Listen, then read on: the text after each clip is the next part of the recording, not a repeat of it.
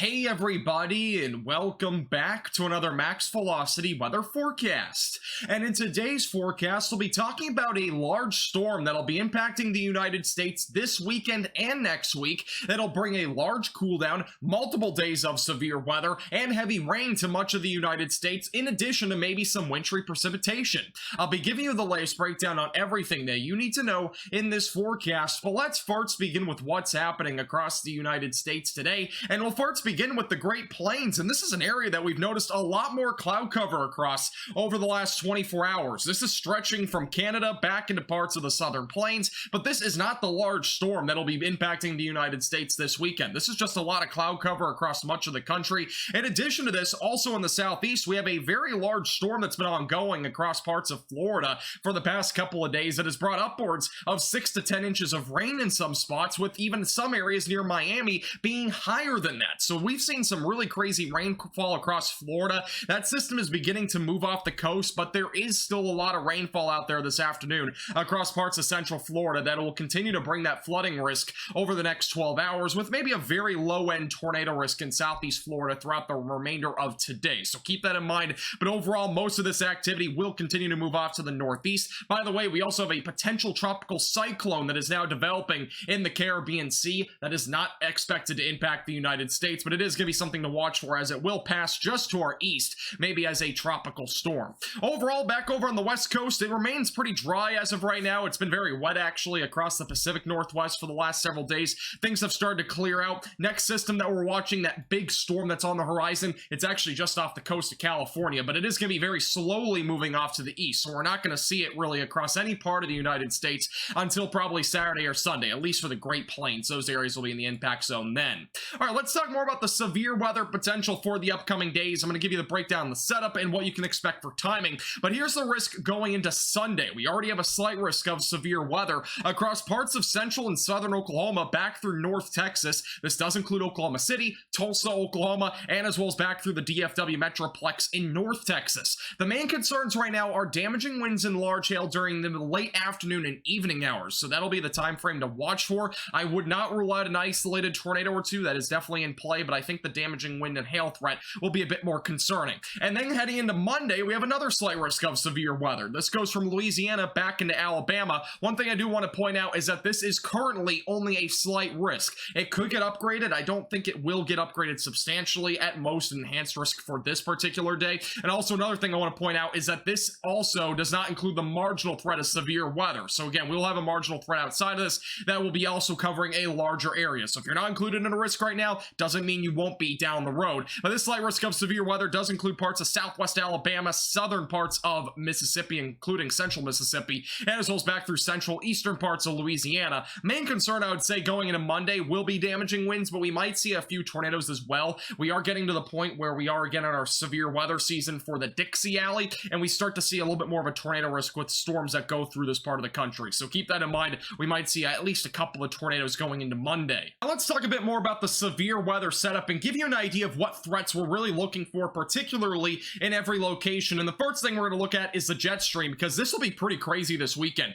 So again, notice this trough that's going to be located over California about Saturday morning around 10 a.m. Once we go into Sunday, though, this is going to move over the Rocky Mountains, producing some shear over the Rocky Mountains as well. And eventually this low pressure system will be fairly strong, with a very strong zonal flow going into Sunday across parts of Oklahoma and Texas. And this will start to accelerate some of that severe weather potential, with damaging winds, I would say, being a bigger concern. Once we go into Monday afternoon, this is your low pressure system here, bit of a closed low. Notice over here, that's your jet stream. Again, still pretty zonal. And by the way, this jet stream is going to look crazy going into Monday. I mean, it's going to look really crazy on the maps. Once we go into Tuesday into Wednesday, this low pressure system will race off to the north and east. Notice back up in Canada, by the way, we'll have another low pressure system there. This could bring a cold blast to parts of the Midwest, Northern Plains, Ohio Valley, perhaps even into the central and southern plains, going into closer to Thanksgiving time frame. So we might get a pretty big cold shot of cold air. We'll see how far south this actually goes, but that'll definitely be something to watch for once we get closer to around Thanksgiving.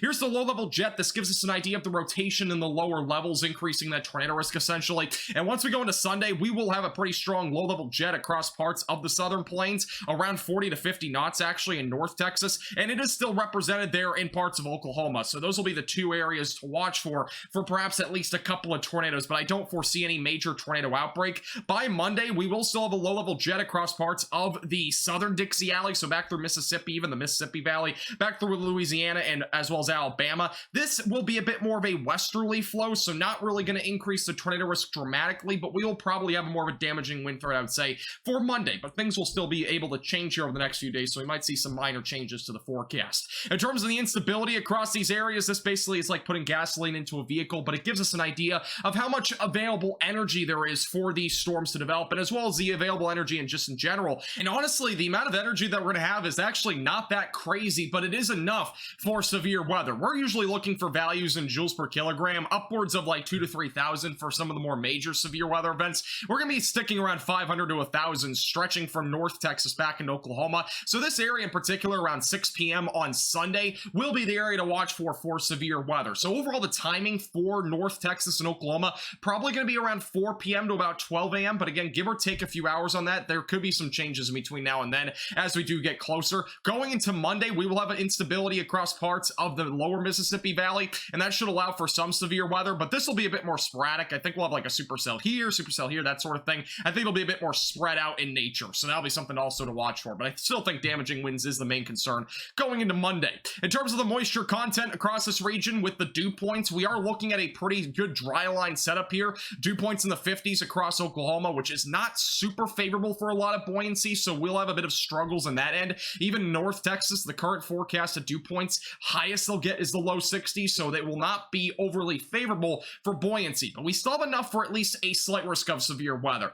I don't think we're going to get to an enhanced risk with this setup unless things change here, but this will definitely be an area to watch for anyway. For some severe weather, mid to upper 50s for dew points are still definitely favorable there for at least some severe weather. Now here's the future radar across the United States, and I'll point out the timing a bit down in the southern plains and as well as the Dixie Alley. But as we go into Friday, so tomorrow morning, we will have a cold front rolling through the Midwest. So cold air advection plowing from north to south across the Midwest. Really just rainfall overall, not a whole lot of snow out of that. The system that's bringing the flooding across Florida moves out by tomorrow. By Saturday, high pressure dominating from the Midwest back into southern plains. By Sunday, that storm starts to move across parts of the Great Plains. This is at lunchtime. We're going to have some showers and maybe some storms across parts of the Great Plains. The best chance for severe weather for Oklahoma and as well as Texas, again, going to be sometime in the mid to late afternoon and evening hours. By the time we go into Monday, we'll be watching for at least some showers and storms across the Dixie Alley. Severe weather being in play, with damaging winds likely the main concern there. By the time we go into Tuesday into Wednesday, we'll be watching for some more showers and storms across the southeast,